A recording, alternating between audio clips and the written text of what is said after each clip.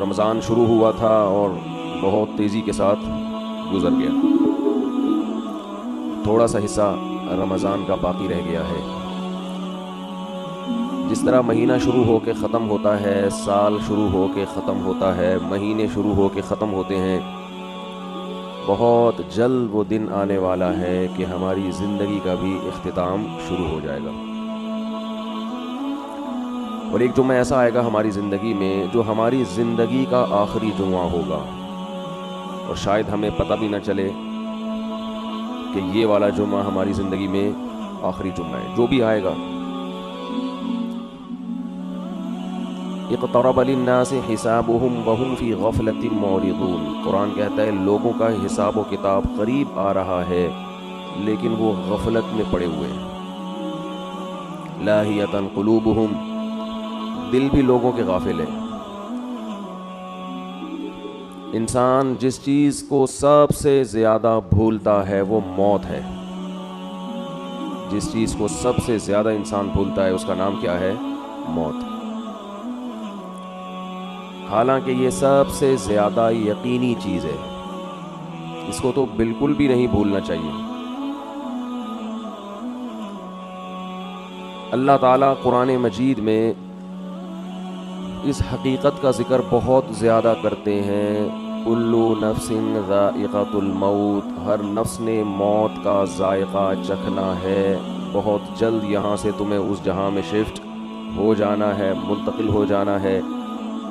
وَلْتَنْظُرْ نَفْسٌ مَا قَدَّمَتْ لِغَدٍ، فرمایا ہر شخص دیکھے کل کے لیے وہ کیا کر رہا ہے، آئندہ آنے والی کل کے لیے اس کی کیا تیاری ہے.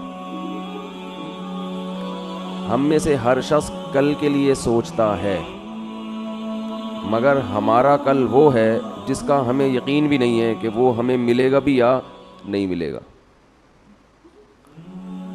ہم جس کل کے لیے سوچتے ہیں، آج انویسٹ کرو کل کام آئے گا، آج بچے کو پڑھاؤ کل پڑھا لکھا بن کے ہمیں کما کے کھلائے گا. یہ جو دنیا کی کل ہے یہ یقینی نہیں ہے کہ ہوگا بھی کہ نہیں ہوگا. ہم زندہ رہیں گے کہ نہیں رہیں گے، اس محنت کا صلہ ہمیں اس دنیا میں ملے گا یا نہیں ملے گا. مائیکل جیکسن نے جس کل کے لیے سوچا تھا اس کل میں پوری کل اس کو نہیں ملی. کچھ مل گیا، بہت سا حصہ اس سے ضائع ہو گیا. وہ کل اس کو دیکھنی نصیب ہی نہیں ہوئی. تو اللہ یہی ہمیں بتاتے ہیں کہ جس کل کے لیے تم تیاری کر رہے ہو وہ کل یقینی نہیں ہے. اللہ ہمیں وہ کل بتاتے ہیں جو یقینی ہے، جو موت ہے. قرآن نے بہت سارے پیغمبروں کے واقعات بیان کیے ہیں.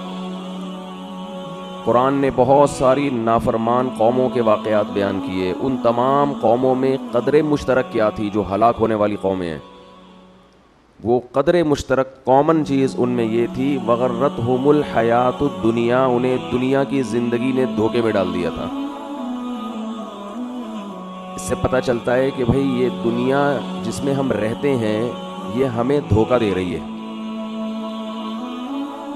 دھوکے کی ڈیفینیشن کیا ہے؟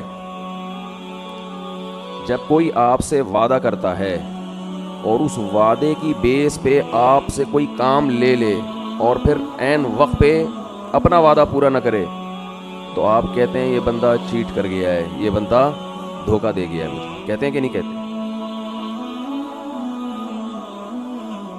کسی نے آپ سے آپ سے کہا کہ بھئی میرا یہ کام کر دو، اور میں وعدہ کرتا ہوں تمہیں ضرورت پڑی تو تمہارا یہ کام کر دوں گا. آپ نے وہ کام کر کے دے دیا اس کو، عین وقت پہ وہ غائب ہو گیا. تو آپ کہتے ہیں یہ بندہ کیا ہے؟ چیٹ کی اس نے میرے ساتھ. دنیا صبح سے شام چیٹ کرنے کے علاوہ کوئی کام نہیں کرتی.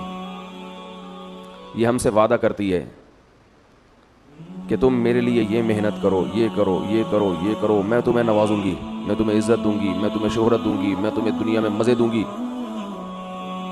قرآن کہتا ہے غرت، دھوکہ دے گی. یہ جو کچھ دکھا رہی ہے ویسا نہیں کرے گی. یہ تمہیں کینسر دے گی، یہ تمہیں بلڈ پریشر دے گی، یہ تمہیں شوگر کا تحفہ دے گی، یہ تمہیں فالج کا تحفہ دے گی، یہ تمہیں ایکسیڈنٹ کا تحفہ دے گی، یہ تمہیں غربت کا تحفہ دے گی، تمہیں نافرمان اولاد کا تحفہ دے گی. یہ لوگوں سے دھوکہ دلوائے گی تمہیں. تو جتنی بھی قومیں دنیا میں برباد ہوئی ہیں، فرعون کیوں تباہ ہوا ہے؟ یا قوم لکم الملک المصر ظاہرین فی الارض، کہ اس خوش فہمی میں تھے کہ آج ہم زمین کے بادشاہ ہیں، زمین پر ہم غالب ہیں۔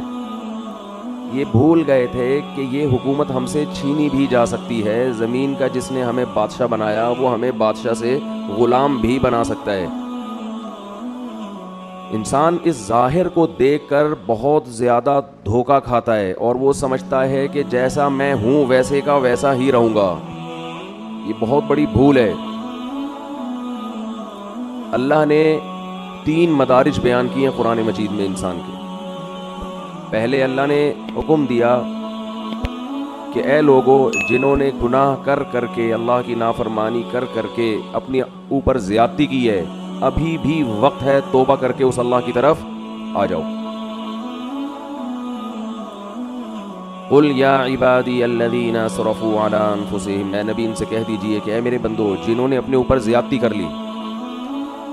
ہمارے ہاں زیادتی کہتے ہیں کہ دنیا برباد کر لی، پڑھے نہیں، کوئی جاب نہیں کی، کوئی بزنس نہیں کیا، اس کو ہم کہتے ہیں بندے نے اپنا فیوچر تباہ کر دیا۔ اللہ کی نظر میں زیادتی یہ ہے کہ اللہ نے جن کاموں کا حکم دیا تھا آپ نے وہ کام نہیں کیے۔ تو اللہ کہتے ہیں اسرفوا علی انفسہم، جنہوں نے اپنے اوپر زیادتی کی ہے اب بھی وقت ہے توبہ کر لو، لا تقنطوا من رحمت اللہ، اللہ کی رحمت سے مایوس مت، ابھی مایوسی کا ٹائم شروع نہیں ہوا ہے۔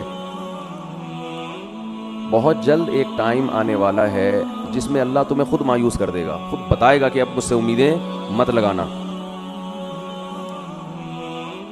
ان اللہ یغفر الذنوب جميعا، ابھی توبہ کرو، اللہ سارے گناہ معاف کرنے کے لیے تیار ہے، ابھی توبہ کر لو۔ انسان بڑا ڈھیٹ ہے، وہ کہتا ہے ابھی توبہ نہیں کروں گا، میں اس وقت توبہ کروں گا جب توبہ کا دروازہ بند ہوگا۔ پہلا حکم اللہ نے کیا دیا؟ توبہ کرو۔ آپ مجھے بتاؤ توبہ کس چیز سے ہوتی ہے؟ برائی سے، گناہ سے۔ اللہ ہم سے زیادہ عبادت نہیں مانگتے، اللہ ہم سے گناہوں سے توبہ مانگتے ہیں۔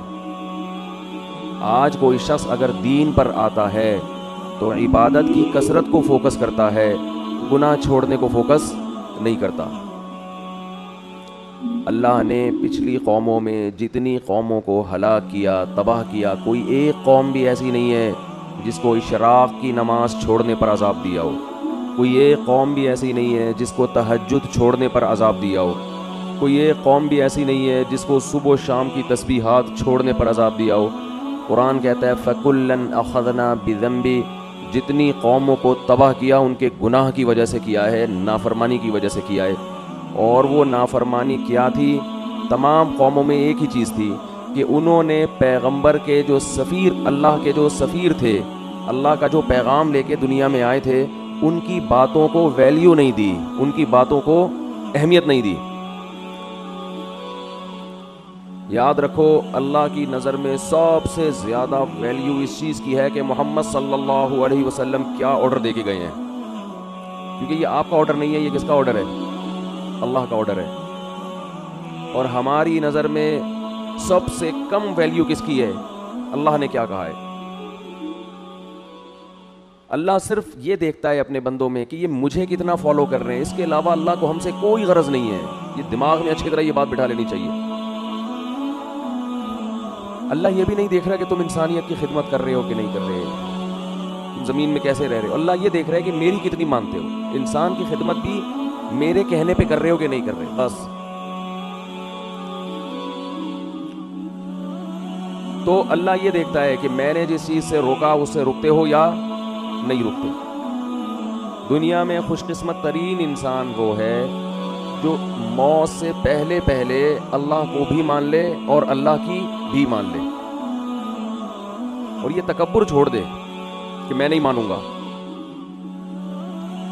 تو اللہ نے قرآن میں کیا فرمایا کہ اے ایمان والو، اللہ ابھی تمہیں اپنی رحمت سے مایوس نہیں کر رہا ہے، توبہ کرو۔ توبہ کس چیز سے ہوتی ہے؟ گناہوں سے۔ بہت سے لوگ دین کی طرف آنا شروع کرتے ہیں، گناہ چھوڑنے کے لیے تیار نہیں ہوتے۔ کون سے گناہ ہیں جن کو قرآن نے بہت اہتمام سے بیان کیا، حدیث نے بہت اہتمام سے بیان کیا؟ وہ گناہ آج ہمارے معاشرے میں بہت تیزی سے پھیل گئے ہیں۔ اس رمضان کے گزرنے سے پہلے پہلے توبہ کریں، ان تمام جرائم سے توبہ کرنی ہے۔ ان گناہوں میں سب سے پہلا گناہ ہے نماز کا قضا کر دینا۔ اللہ نے اس کی کسی قیمت پہ اجازت، بولے نا بھائی، نہیں دی۔ ایک چیز ذہن میں آتی ہے کہ اتنے سارے لوگ بے نمازی، اتنے سارے لوگ ہیں جو اللہ کا انکار کر رہے ہیں، کیا یہ سارے جہنم کی آگ میں جلیں گے؟ یہ چیز انسان کو پریشان کرتی ہے، وسوسہ ڈالتی ہے کہ جہاں اتنے سارے لوگ ہیں، یہ کیسے اللہ ان کو اٹھا کے آگ میں ڈال دے گا؟ دنیا میں آج بھی شرک کرنے والے توحید پرستوں سے زیادہ ہیں۔ دنیا میں بہت سے لوگ ہیں جو خدا کے منکر ہیں، بہت سے لوگ ہیں جو اللہ کے ساتھ شریک کرتے ہیں، بہت سے لوگ ہیں جو اللہ کو مانتے ہیں لیکن اللہ کی نہیں مانتے، بڑے بڑے احکام کا انکار کر دیتے ہیں۔ شیطان انسان کے دل میں وسوسہ ڈالتا ہے کہ کیا اللہ اتنے سارے لوگوں کو جہنم کی آگ میں ڈال دے گا؟ اس وسوسے کا جواب قرآن بار بار دیتا ہے، بار بار وہ جواب یہ دیتا ہے قرآن کہ لَأَمْلَأَنَّ جَهَنَّمَ مِنَ الْجِنَّةِ وَالنَّاسِ أَجْمَعِينَ۔ اے لوگوں ایک بات خوب سمجھ لو، میں جہنم کو انسان اور جنات سے بھر دوں گا۔ اس ٹینشن میں مت رہو، اس فکر میں مت رہو کہ اتنی بڑی جہنم میں اللہ اتنے سارے لوگوں کو کیسے ڈالے گا۔ ذَلِكَ عَلَى اللَّهِ يَسِيرٌ، اللہ فرماتے ہیں مجھ پر یہ کام بہت آسان ہے، میں خدا ہوں، میں انسان نہیں ہوں۔ تم اور طرح سے سوچتے ہو، میں اور طرح سے سوچتا ہوں۔ میں ڈال دوں گا جہنم میں، آگ میں پھینک دوں گا میں۔ یہی چیز انسان کو غافل کرتی ہے کہ وہ بھی نماز نہیں پڑھتا، وہ بھی نماز نہیں پڑھتا، وہ بھی نہیں پڑھتا، تو میں نے نہ پڑھ لیا تو کیا ہو جائے گا؟ کچھ بھی نہیں ہوگا۔ جیسے اللہ اس کو آگ میں ڈالے گا، آپ کو بھی ڈال دے گا، کوئی مشکل نہیں ہے اللہ کے لیے۔ یہ جہنم ہے کیا جس سے ہمیں قرآن ڈراتا ہے؟ ذَلِكَ يُخَوِّفُ اللَّهُ بِهِ عِبَادَهُ۔ جہنم کی آگ وہ چیز ہے کہ اللہ اس کی طرف اشارہ کر کے بتاتے ہیں کہ یہ وہ آگ ہے جس سے اللہ اپنے نیک بندوں کو ڈراتا ہے، ان بندوں کو جو اللہ کی آیات پر ایمان رکھتے ہیں ان کو ڈراتا ہے اللہ۔ عقل مند لوگ اس آگ سے ڈر جاتے ہیں اور احمق اور بیوقوف باتیں بناتے ہیں کہ یہ کیسے ہو سکتا ہے۔ علماء کہتے ہیں کہ جہنم کی آگ اصل میں اللہ کے غضب کا اظہار ہے، اللہ کے غضب کا اظہار ہے۔ اور یہ جو اللہ نے کافر کے لیے ہمیشہ کی جہنم رکھی، اس کی وجہ بھی یہ ہے کہ اللہ کا غضب اس پہ ہمیشہ رہے گا، وہ غضب ٹھنڈا نہیں ہوگا، اس کے ٹھنڈا ہونے کی کوئی وجہ نہیں ہے۔ اللہ انسان کو مہلت دیتا ہے، سدھر جا سدھر جا سدھر جا، وہ نہیں سدھرتا، تو پھر اللہ کا غضب بھی لامتناہی شروع ہوتا ہے۔ اولم نعمرکم ما یتذکر فیہ من تذکر، قرآن کہتا ہے ہم قیامت کے دن ان سے کہیں گے کیا ہم نے تمہیں اتنی عمر نہیں دی تھی کہ جس میں نصیحت حاصل کرنے والا نصیحت چاہتا تو نصیحت حاصل کر لیتا؟ اتنا ٹائم تمہیں سوچنے کے لیے نہیں ملا تھا کیا؟ بالغ ہوتا ہے انسان، اس کے بعد بھی سوچنے کا ٹائم ملتا ہے، بہت ساری چیزوں کے لیے سوچنے کا ٹائم ملا آپ کو، بہت ساری چیزوں کے لیے۔ بزنس کیسے کرنا ہے، کاروبار کیسے کرنا ہے، علاج کہاں سے کرانا ہے، باپ کے ساتھ کیسے چلنا ہے، ماں کے ساتھ کیسے چلنا ہے، بیوی کے ساتھ کیسے چلنا ہے، محلے والوں کے ساتھ کیسے چلنا ہے، پولیس والا جب آئے تو اس سے کیسے بات کرنی ہے، یہ چیزیں سیکھتا ہے نا انسان۔ بہت سی چیزوں کے لیے آپ کو اللہ نے ٹائم دیا سوچنے کے لیے، سوچو بیٹھ کے۔ اللہ کہتے ہیں میں نے اتنی عمر دی تھی کہ تم میری آیتوں میں غور کرنا چاہتے، اسلام کے بارے میں غور کرنا چاہتے، اتنا ٹائم میں نے تمہیں دیا تھا کہ تم سوچ کے درست نتیجے تک پہنچ جاتے، اتنا ٹائم دیا تھا میں نے تمہیں۔ تو سوچتا ہی نہیں ہے، جو جس ڈگر پہ چل رہا ہے وہ چلتا، جو گانے سن رہا ہے وہ سنتا رہے گا، جو نماز چھوڑ رہا ہے وہ چھوڑتا رہے گا، جو داڑھی کاٹ رہا ہے وہ کاٹتا رہے گا، جو باپ کو ستا رہا ہے وہ ستاتا رہے گا، جو ماں کو ستا رہا ہے وہ جس چیز کی لت پڑ گئی اس سے پیچھے ہٹنے کے لیے تیار نہیں ہے، پیچھے نہیں ہٹنے کے لیے تیار۔ عبادتیں بھی وہ ہو رہی ہیں جو ہمارے کلچر کا حصہ ہیں، جتنا کلچر اجازت دے رہا ہے، جتنا خاندان معاشرہ پروموٹ کر رہا ہے، اس سے زیادہ جو نہیں ہے معاشرے میں وہ چیز ہی نہیں ہے، وہ عبادت ہے ہی نہیں۔ تو اللہ اپنے عذاب سے اپنے بندوں کو ڈراتا ہے، یخوف بہ عبادہ۔ قرآن میں اللہ نے جہنم کی آگ کا بہت زیادہ تذکرہ کیا ہے، دیکھو اللہ غفور بھی ہے رحیم بھی ہے، لیکن ان لوگوں کے لیے جو گناہوں سے توبہ کرتے ہیں، جو توبہ نہیں کرتے اللہ کا ان کے لیے نہ غفور ہونے کا وعدہ نہ رحیم ہونے کا وعدہ۔ ان کے لیے تو اللہ اعلان کرتا ہے عزیز ذو انتقام، وہ زبردست غالب اور انتقام لینے والا ہے۔ اللہ اگر ایسا غفور الرحیم ہوتا جیسا ہم نے سمجھا ہوا ہے تو قوم لوط کو الٹا دے کے پٹخ کے ہلاک تھوڑی کرتا وہ۔ کیسے تباہ کیا اللہ نے قوم لوط کو؟ اور جب اللہ کسی قوم کے ہلاک کرنے کا ارادہ کرتے ہیں، کسی فرد کے ہلاک کرنے کا ارادہ کرتے ہیں، تو اللہ کہتے ہیں پہلے میں اس کو ڈھیل دیتا ہوں، خوب نعمتیں دیتا ہوں، اور وہ اس خوش فہمی میں مبتلا ہو جاتا ہے کہ میرا خدا مجھ سے راضی ہے، وہ مجھے نہیں پکڑے گا۔ حضرت لوط علیہ السلام کی قوم کو جب تباہ کیا گیا ہے اس کا انداز دیکھیں۔ قرآن کہہ رہا ہے ہم نے خوبصورت نوجوانوں کو لوط علیہ السلام کے پاس بھیجا، فرشتوں کو انسانی شکل میں۔ قوم میں لڑکوں سے بدفعلی کی عادت تھی۔ وجاء اہل المدینۃ یستبشرون، سارے شہر والے خوشی میں دوڑتے ہوئے آئے۔ گناہ ان کے لیے آسان کر دیا گیا، ایسا لگا کہ ان کو کہ ہمارے لیے گناہ کرنا آسان ہے۔ لوط علیہ السلام ان سے کہہ رہے ہیں ہؤلاء ضیفی، یہ میرے مہمان ہیں، میری عزت کا خیال کرو۔ قوم جواب میں کہہ رہی ہے اولم ننہک عن العالمین، ہم نے آپ کو منع کیا تھا کسی اننون پرسن کو آپ گھر میں داخل ہونے نہ دیں۔ لوط علیہ السلام کہہ رہے ہیں لو ان لی بکم قوۃ او آوی الی رکن شدید، کاش میرا کوئی قبیلہ ہوتا، خاندان ہوتا، میں تم سے لڑتا، کاش میرے بازوؤں میں قوت ہوتی، میں تم سے لڑتا۔ کس قدر پریشان ہو رہے ہیں لوط علیہ السلام، اور قرآن کہہ رہے ہیں قوم کی حالت کیا ہے، یستبشرون، خوشیاں منا رہے ہیں کہ گناہ کے ہمارا کیسا موقع مل گیا۔ آج بھی بے حیائی بہت تیزی کے ساتھ پھیل رہی ہے، اور انسان اس پہ خوش ہے کہ گناہ کرنا میرے لیے مشکل کے بجائے آسان ہو رہا ہے۔ غریب آدمی کی بھی دسترس میں گناہ کرنا، یہ خوش قسمتی کی بات نہیں ہے میرے بھائی، یہ بہت بڑے اللہ کے عذاب کی بات ہے کہ اللہ گناہ کو ہمارے لیے آسان کر رہا ہے۔ تو قرآن کہتا ہے کہ جب لوط علیہ السلام بہت زیادہ پریشان ہوئے تو ان فرشتوں نے لوط علیہ السلام سے کہا یا لوط انا رسول ربک، ہم انسان نہیں ہیں، ہم اللہ کی طرف سے بھیجے ہوئے فرشتے ہیں، لن یصلوا الیک، کہ آپ کی طرف نہیں آئیں گے، آپ اپنی قوم کو لے کے راتوں رات نکل جائیں۔ پھر اللہ کیا فرماتے ہیں فجعلنا عالیہا سافلہا، ہم نے اس بستی کے اوپر کے حصے کو پلٹ کے نیچے کر دیا۔ یہ بھی اللہ ہے جس کو ہم کہتے ہیں غفور بھی ہے، رحیم بھی ہے، بندوں پر مہربان بھی ہے، لیکن اس اللہ نے بستیوں کو بھی الٹا ہے۔ وہی اللہ جس کو ہم رحمان اور رحیم کہتے ہیں صبح و شام، جس کو ہم غفور اور رحیم کہتے ہیں، جس کو ہم اپنے بندوں پہ بڑا مہربان کہتے ہیں، اسی اللہ نے فرعون کو جب ایک پانی میں غوطہ دیا ہے اور فرعون نے جواب میں کہا آمنت انہ لا الہ الا الذی آمنت بہ بنو اسرائیل، میں اس اللہ پہ ایمان لایا جس پر بنی اسرائیل ایمان لائی، تو اللہ کو اس پہ ترس نہیں آیا۔ وہی اللہ جس کو ہم کہتے ہیں غفور ہے، اپنے بندوں پر مہربان ہے، بہت رحمان ہے، بہت بندوں پر شفیق ہے، ماں سے 70 گنا زیادہ محبت کرنے والا، اس اللہ کو اپنی مخلوق فرعون پر اس موقع پہ ترس بولو بھائی نہیں آیا۔ وہ چیخ رہا ہے میں توبہ کرنے کے لیے تیار ہوں، اللہ نے کہا نہیں، الآن، اب نہیں بخشوں گا، اور آئندہ اس سے بڑا عذاب آئے گا۔ اب تو یہ سمجھ رہا ہے کہ تو پانی میں ڈوب رہا ہے، یہ تو عذاب کی پہلی سیڑھی ہے۔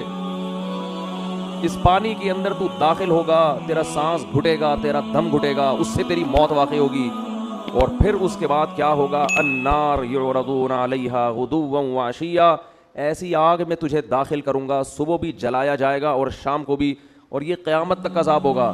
جب میدان حشر میں حساب کے لیے کھڑا ہوگا تو اگلا اسٹیپ اس سے بھی زیادہ سخت ہوگا۔ وَيَوْمَ تَقُومُ السَّاعَةُ، جس دن قیامت قائم ہوگی، أَدْخِلُوا آلَ فِرْعَوْنَ أَشَدَّ الْعَذَابِ، اللہ کہے گا کہ اس فرعون کو اس سے بھی زیادہ سخت عذاب میں داخل کر دو۔ یہ وہی اللہ ہے جو بڑا رحمان ہے، بڑا رحیم ہے، اپنے بندوں پر بڑا مہربان ہے۔ یہ وہی اللہ ہے جو موسیٰ کو فرعون کے پاس بھیجتے ہوئے کہہ رہا ہے قولا لہ قولا لینا، اے موسیٰ فرعون سے نرم لہجے میں بات کرنا، سخت لہجے میں بات نہیں کرنا۔ حالانکہ فرعون ہزاروں بچوں کو ذبح کر چکا تھا، ان کی چیخ و پکار بھی اللہ کے سامنے، ان کی ماؤں کا رونا بھی اللہ کے سامنے، کیسے ماؤں کی گود سے لے کے بچوں کو چھریوں سے کاٹتا ہوگا۔ آپ تھوڑی دیر کے لیے اپنے بچوں کو سامنے رکھ کے تصور کر لیا کرو کیا ماؤں کی بددعائیں اس فرعون پہ لگتی ہوں گی۔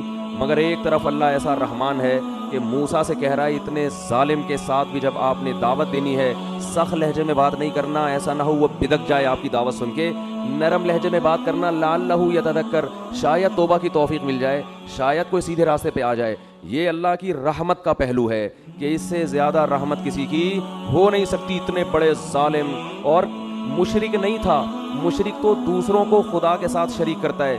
فرعون کا جرم اتنا بڑا کہ وہ کہتا تھا انا ربکم الاعلی، میں ہوں سب سے بڑا رب، اس کائنات کا خدا میں ہوں، اور میں سب سے بڑا رب ہوں، باقی سارے مجھ سے چھوٹے ہیں. لیکن اللہ کی رحمت کتنی بڑی رحمت کہ موسیٰ کلیم اللہ کو کہا جا رہا ہے کہ فرعون سے سخت لہجے میں بات. دوسری طرف وہ پہلو بھی ہے کہ اب چیخ رہا ہے، چلا رہا ہے، لیکن اللہ کہہ رہے ہیں کہ نہ نہ نہ، ابھی پانی میں غرق ہوگا، اس کے بعد آگ میں صبح و شام جلایا جائے گا، اور قیامت جب قائم ہوگی تو جہنم میں اس سے بھی زیادہ سخت عذاب میں تجھے ڈالوں گا.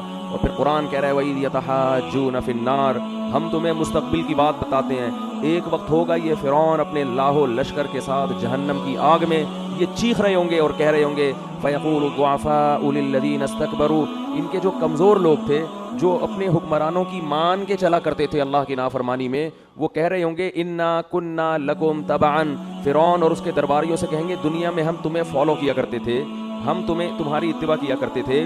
اِنَّا كُنَّا لَكُمْ تَبَعًا، ہمارا کوئی کام دنیا میں اٹکا کرتا تھا تو تمہارے پاس فائل جمع کرایا کرتے تھے کہ ہمارا یہ اٹکا ہوا کام کرا دو. تو کیا انتم مغنون عنا نصیبا من النار، ہم تم سے یہ نہیں کہہ رہے کہ اس جہنم کی آگ کو ہم سے ہٹوا دو، یہ تمہارے بس میں نہیں ہے، اس آگ کا کچھ حصہ ہم سے کم کروا دو، کچھ حصہ ہم سے کم کروا دو. اللہ کی پناہ مانگنی چاہیے اس آگ سے، کچھ حصہ اس آگ کا ہم پہ ٹھنڈا کروا دو. وہ جواب میں کہیں گے انا کل فیہا، ہم اگر اس آگ سے باہر ہوتے تو شاید تمہاری فریاد سن کے کم کرواتے. جس آگ میں تم جل رہے ہو ہم بھی اسی آگ میں تمہارے ساتھ جل رہے ہیں، تو ہم کیسے کم کروا سکتے ہیں؟ یہ بھی اللہ ہے جس کو ہم صبح و شام رحمان اور بولو بھائی رحیم کہتے ہیں. آج اللہ کا خوف ختم، ہر گناہ کیا جا رہا ہے اللہ غفور رحیم ہے، گانے سنے جا رہے ہیں اللہ بخشنے والا ہے، زنا کیا جا رہا ہے اللہ بخشنے والا ہے، انٹرنیٹ پر فحش بیہودہ فلمیں صبح و شام دیکھی جا رہی ہے اللہ بڑا غفور رحیم ہے. وہ بخشنے پر آئے گا تو ایسا ہی بخش دے گا. اس نے کب کہا ہے کہ میں ایسے ہی بخش دوں گا؟ بھائی کون سی آیت میں لکھا ہوا ہے، کون سی حدیث میں؟ باپ کے ساتھ اونچی آواز سے بات ہوتی ہے اور اولاد اس خوش فہمی میں ہوتی ہے کہ اللہ بولو بخش دے گا. جس باپ اور ماں کا یہ احترام بتایا گیا کہ اگر نماز پڑھ رہے ہو تو ان کی پکار پہ نماز توڑ کے جواب دو، اس باپ اور ماں کو گھر میں ستایا جاتا. باپ جب تک جوان ہو تو اس کو اولاد نچوڑتی ہے، جب بوڑھا ہو گیا اب کسی کام کا نہیں ہے اس کو ستاتے ہیں بڑھاپے میں. بہت ہو رہا ہے گھروں کے اندر. شوہر جب تک کام کا ہو عورت اس کو نچوڑتی ہے، جب بڈھا ہو گیا تو بیٹوں کے ساتھ مل کے اس کو ستاتی ہے.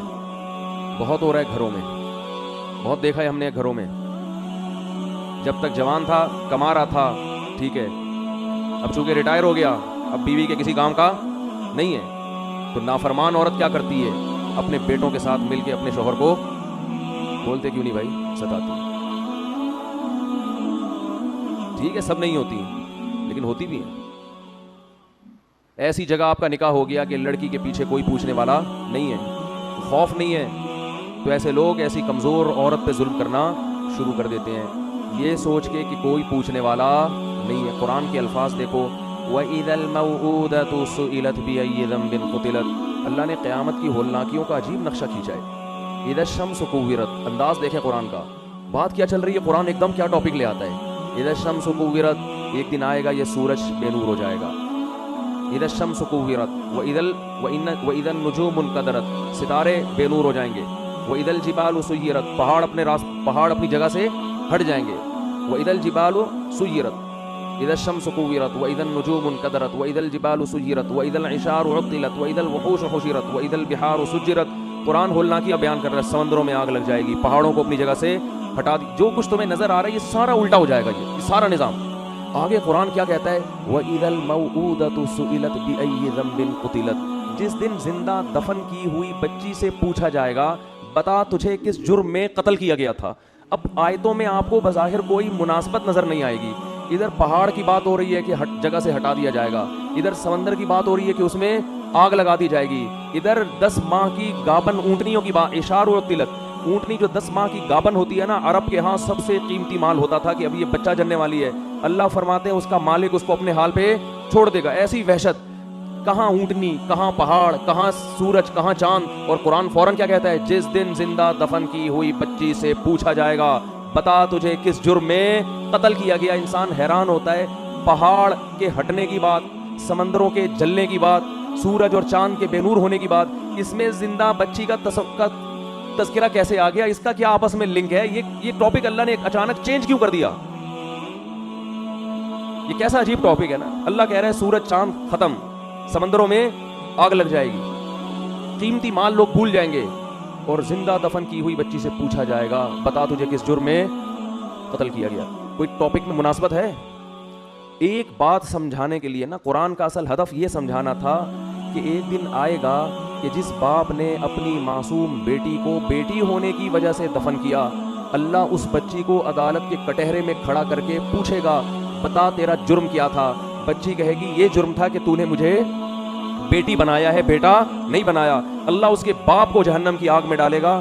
تو قرآن یہ بتا رہا ہے کہ جیسے سورج کبھی بے نور نہیں ہوتا لیکن بے نور ہو جائے گا. بڑے بڑے پہاڑ, دنیا میں ہر چیز اپنی جگہ سے ہلتی ہے سوائے پہاڑوں کے, وہ لاکھوں ہزاروں سال سے ایک ہی جگہ قائم رہتے ہیں.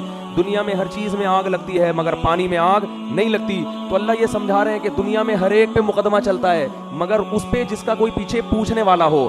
جو معصوم بچی جس کے لیے اس کا باپ مقدمہ کرتا, اگر وہ باپ ہی اس کو قتل کر کے زمین میں ڈال دے, اس بچی کا پیچھے پوچھنے والا کوئی نہیں ہے. تو جو خدا سورج کو بے نور کرے گا, حالانکہ سورج کبھی بے نور نہیں ہوتا, جو خدا پہاڑوں کو اپنی جگہ سے ہٹا دے گا, حالانکہ پہاڑ اپنی جگہ سے کبھی بھی نہیں ہلتے, جو خدا سمندروں میں آگ لگا دے گا, حالانکہ سمندروں میں آگ نہیں لگتی, وہ خدا ایسا مقدمہ چلائے گا جس کا مقدمہ دنیا میں کبھی کسی نے اس کا تصور نہیں کیا ہوگا. وہ مقدمہ کیا کہ بچی کو کھڑا کر کے کہے گا کہ تیرے لیے کبھی کوئی مقدمہ کرنے والا ہو نہیں سکتا تھا, کیونکہ جو مقدمہ کرتا وہی تیرا قاتل ہے. تو آج جیسے سورج بے نور ہو رہا ہے اور سمندروں میں آگ لگ رہی ہے اور پہاڑ اپنی جگہ سے ہل رہے ہیں, آج یہ بچی کھڑی ہو کر اپنے باپ کے خلاف مقدمہ کرے گی اور میں اس کی پکار کو سنوں گا اور اس مظلوم کا ساتھ دوں گا قیامت کے دن. تو اللہ ان آیتوں میں بتا رہا ہے کہ اللہ کا حساب و کتاب کا نظام کمزور نہیں ہے. دنیا کی عدالت سے, دنیا کے مقدموں سے بچ سکتے ہو. ما لهذا الكتاب لا يغادر صغيرة ولا كبيرة الا احصاها. قرآن کہتا ہے اپنا نامہ اعمال دیکھ کے کہو گے یہ کیسی رپورٹ کارڈ ہے, کیسا رزلٹ ہے کہ اس نے میری زندگی کے کسی ایک پہلو کو بھی ادھورا نہیں چھوڑا. ہر چیز. اگر کسی چٹان میں بیٹھ کر کوئی گناہ کیا, اندھیرے میں تنہائیوں میں دروازے بند کر کے کوئی معمولی سا جرم کیا یا کوئی نیکی کی, یہ اس کو بھی اللہ کہتے ہیں میں تمہارے سامنے حاضر کر دوں گا. تو بھائی اللہ کا نظام ہلکا نہیں ہے, وہ بہت مضبوط نظام ہے اس کا. اور اللہ نے یہ سارا نظام جو بنایا اور اللہ نے جو ہزاروں پیغمبروں کو بھیجا اور قرآن میں جہنم کی وعیدیں اور جنت کی خوشخبریاں دیں, اس لیے نہیں دیں کہ آپ کو یہ آپشن دیا جا رہا ہے کہ آپ نماز پڑھیں نہ پڑھیں.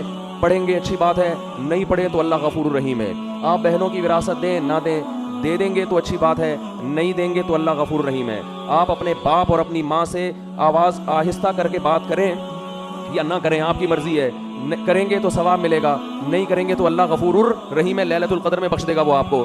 آپ کی مرضی کہ آپ یتیم کا مال جو آپ کا چھوٹا بھائی ہے, وراثت جس کی پوری بنتی ہے, آپ بڑے ہونے کا ناجائز فائدہ اٹھا کے اس چھوٹے کی وراثت کھا جاتے ہو, آپ کی مرضی ہے. نہیں کھاؤ گے تو ثواب ملے گا, کھا جاؤ گے تو لیلۃ القدر میں سب کی بخشش ہو جائے گی, شب برات میں ہو جائے گی بخشش, عید کے دن بخشش ہو جائے گی, رمضان میں بخشش ہو جائے گی. آپ اگر جمعے کے دن مر گئے تو آپ کی بخشش ہو جائے گی, آپ اگر لیلۃ القدر میں مر گئے تو آپ کی بخشش ہو جائے گی. اگر اس طرح سے میرے بھائی بخششوں کا نظام ہوتا تو قرآن اتنی وعیدیں نہ سناتا. وَإِذَا الْمَوْءُودَةُ سُئِلَتْ بِأَيِّ ذَنبٍ قُتِلَتْ, یہ نہ بتاتا کہ جس دن زندہ دفن کی ہوئی بچی کو کچھ زندہ کر کے اللہ پوچھے گا بتا تجھے کس جرم میں قتل کیا گیا. پھر قرآن یہ نہ کہتا کہ جو یتیم کا مال کھاتے ہیں وہ اپنے پیٹ میں جہنم کے انگارے ڈال رہے ہیں. پھر قرآن یہ نہ کہتا لا یحل لکم ان ترثوا النساء کرہا, اے ایمان والو تمہارے لیے عورت کی وراثت کھانا حلال نہیں ہے. پھر قرآن یہ نہ کہتا ان الذین یکسبون الاثم سیجزون بما کانوا یقترفون, گناہ کرو لیکن یہ دماغ میں رکھ کے عن قریب اس کا بدلہ تمہیں ملنے والا ہے, اس کی سزا تمہیں ملنے والی ہے, تمہارے خلاف کیس چلے گا, اس کی سزا ملے گی. ان الذین یکسبون الاثم سیجزون, عن قریب, زیادہ ٹائم نہیں ہے, بہت جلدی اس کی سزا تمہیں ملنے والی ہے. آج اللہ کے غفور الرحیم ہونے کا جتنا غلط مطلب لیا اور بتایا جا رہا ہے, شاید یہ چیز اللہ کے غضب کو جتنی دعوت دے اتنا کوئی اور جرم اللہ کے غضب کو دعوت نہیں دے گا. اتنا غلط مطلب. بھائی لیلۃ القدر میں بخششیں ہوتی ہیں, گناہ پہلے چھوڑنا پڑے گا آپ کو, آپ اس خوش فہمی میں نہ رہیں. رمضان میں بخششیں ہوتی ہیں, لیکن ہمارے نبی نے فرمایا بہت سے روزے داروں کو رمضان میں بھوک کے سوا کچھ بھی حاصل, بولو نا بھائی, نہیں ہوتا. ایک بالش زمین جس نے کسی کی ہتھیائی, فرمایا 7 زمینوں کا طوق اللہ اس کی گردن میں ڈالے گا. نہ معاملات صحیح ہیں, پیسے دے کے آپ تجربہ کر کے دیکھ لیں, کبھی وقت پہ واپس, بولو نا, نہیں کرے. یہ کیا ہے کہ اس جہنم کی آگ سے غفلت. صحابہ کرام ڈرا کرتے تھے. حدیث میں آتا ہے رسول اللہ صلی اللہ علیہ وسلم نے فرمایا کہ اللہ نے اس آگ کو اس آگ سے زیادہ گرم بنایا ہے. صحابہ کرام کی ایسی کیفیت ہوئی, ترمذی کی حدیث ہے, اس طرح اللہ کے خوف سے رونے لگے کہ جیسے کوئی ہانڈی کھول رہی ہوتی ہے. یا ایھا الناس ان وعد اللہ حق فلا تغرنکم الحیات الدنیا. دیکھو اللہ فرماتے ہیں لوگوں, اللہ کا وعدہ سچا ہے. اللہ نے وعدے کیے نا, مار کے ختم نہیں کروں گا, ایک دن اپنے سامنے کھڑا کر کے حساب و کتاب لوں گا. اللہ بار بار یاد دلاتا ہے اے لوگوں اللہ کا وعدہ سچا ہے. تو اللہ تجھے یہ بتانے کی کیا ضرورت ہے کہ میرے وعدے سچے ہیں؟ جب تو نے کہہ دیا تو اللہ کو معاذ اللہ جھوٹ تو نہیں بولتا. اللہ فرماتے ہیں تمہیں کچھ چیزیں ایسی ہیں جو اس اللہ کے وعدے کے بارے میں دھوکے میں ڈالیں گی, اور تمہیں وہ یہ دکھائیں گی کہ اللہ کا وعدہ سچا نہیں ہے. اللہ نے معاذ اللہ سیاسی وعدے کیے ہیں, یہ سچا وعدہ نہیں ہے. وہ کون سی چیز دھوکے میں ڈالے گی؟ فلا تغرنکم الحیات الدنیا. فرمائے اس دنیا کی ترقی, دنیا کی ظاہری چمک دھمک, تمہارے یہاں سے لوگ ہوں گے جو باتیں کریں گے, گورا چاند پہ پہنچنے کی باتیں کر رہا ہے اور مسلمان جنت اور جہنم کے چکر میں الجھے ہوئے ہیں. وہ لیبارٹریوں میں کیا کیا بنا رہے ہیں, مسلمان جنت جہنم سے باہر نہیں نکلتے. وہ یہ کر رہے ہیں, مسلمان جنت اور جہنم میں پڑے ہوئے ہیں. اللہ فرماتے ہیں دنیا کی جو زندگی ہے جس نے کافر کو دھوکے میں دیا, یہی زندگی کس کو دھوکہ دے گی؟ یہی تمہیں دھوکہ دے گی. اس زندگی میں جب تم ترقی کی جتنی قسمیں دیکھو, چاند پہ پہنچنے کی, مریخ پہ پہنچنے کی, خلائی سیاروں سے چھلانگیں لگانے کی, اس دنیا میں ایک چیز غور کر لینا, اس کے آگے موت ہے جو اس ساری ترقی کو چند سیکنڈ اور منٹوں میں خاک میں ملا کے رکھ دے گی. یہ ایسی ترقی ہے جو ورلڈ ٹریڈ سینٹر جیسی عمارت کو چند گھنٹوں میں زمین بوس کر دیتی ہے. اس لیے اس میں ترقی کرنا, مگر اس ترقی کو اصل مت سمجھنا اور اس دنیا سے دل مت لگا کے اللہ سے غافل نہ ہو جانا. یہ بہت بڑا فالٹ ہے اس دنیا کے اندر, اور یہ فالٹ سمجھ میں اس وقت نہیں آتا اس وقت تک جب تک خود اپنے اوپر بھگتتا نہیں ہے انسان.